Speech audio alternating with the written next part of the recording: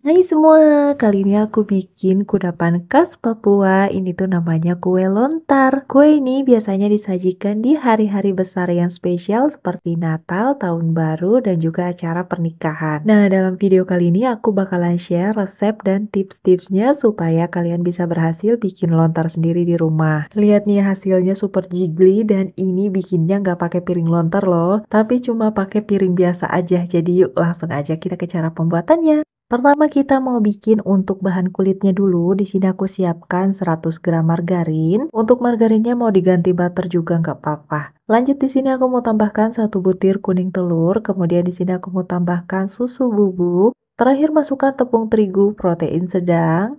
Kemudian ini tinggal diaduk rata aja. Di sini pertama aku ngaduknya pakai spatula. Tapi ternyata susah banget guys, jadi aku kembali aja ngaduknya pakai tangan. Tapi tenang aja, ini tangan aku udah dicuci bersih ya. Ini tinggal diaduk sampai tercampur rata aja sampai adonannya itu bisa dipulung. Jadi adonannya basahnya ini cuma dari kuning telur dan juga margarinnya ya. Nah untuk konsistensi adonannya itu kurang lebih seperti ini. Setelah itu boleh disisihkan. Seperti yang aku bilang di awal tadi, aku pakai piringnya itu piring makan. Jangan lupa pakai piringnya itu yang jenis keramik, bukan piring kaca. Karena setahu aku piring keramik itu terbuat dari tanah liat jadi lebih tahan panas ketimbang piring kaca. Tapi kalau teman-teman mau pakai piring kaca, pastikan dia itu tahan terhadap panas ya. Nah untuk adonannya itu kita bagi dua, setengahnya itu kita pipihkan di atas piring seperti ini sambil ditekan-tekan sampai permukaannya itu benar-benar halus. Kalau mau boleh adonannya di rolling pin di luar dulu, kemudian ditata di atas piring. Kalau aku sih lebih suka ditata langsung di atas piring seperti itu. Nah, untuk sisa adonannya di sini lanjut aku mau pilin-pilin memanjang seperti ini. Ini tuh nanti bakalan dipasang di bagian pinggiran piringnya gitu, karena nanti di bagian atasnya mau aku cetak-cetak supaya dia tuh bentuknya lebih cantik. Selain pinggirannya jadi lebih cantik, untuk di bagian tengahnya jadi bisa muat banyak untuk ditaruh bahan isi. Nah, kalau udah selesai kita tata seperti itu, lanjut kita rapikan di bagian pinggir-pinggirnya. Dirapatkan seperti itu supaya nanti tidak terpisah ketika kita potong saat kuenya matang.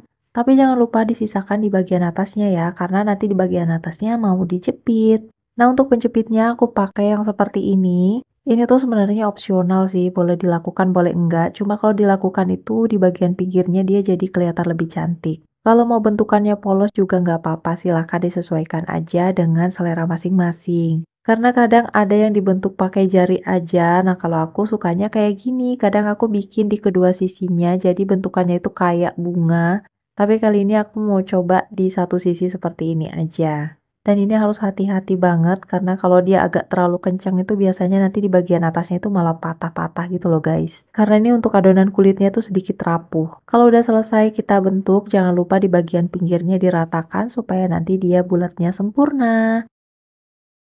Setelah selesai, lanjut kita tusuk-tusuk di bagian tengahnya itu menggunakan garpu. Ini fungsinya supaya ketika dipanggang itu kuenya tidak menggelembung. Ini supaya ada lubang udaranya gitu. Biasanya kalau kita tidak tusuk-tusuk di bagian tengahnya, nanti ketika di oven kuenya itu jadi menggelembung ke atas.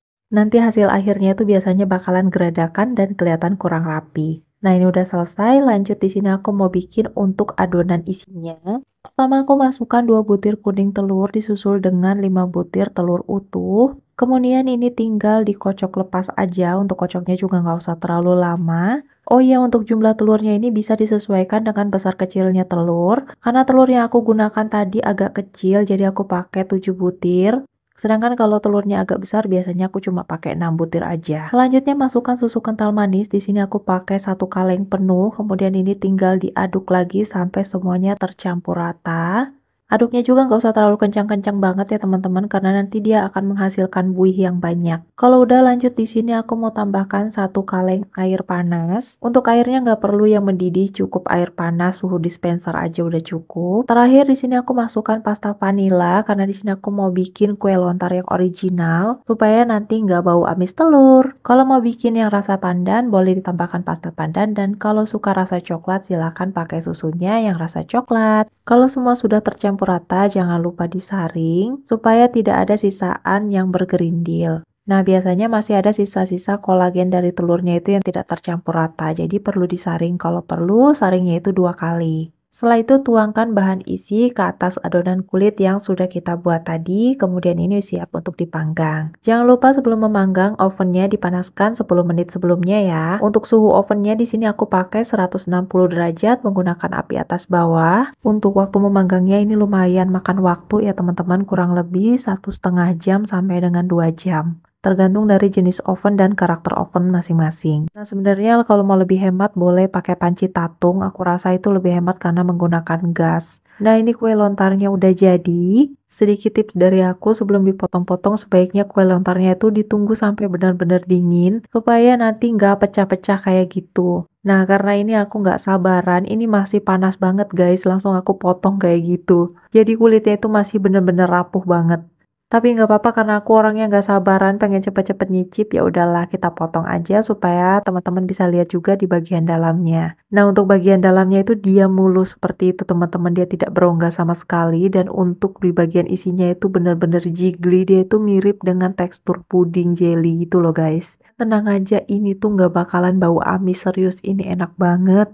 Apalagi kalau disajikan dalam kondisi dingin, udah dimasukin dalam kulkas sekitar 4 jaman gitu, terus dikasih topping keju.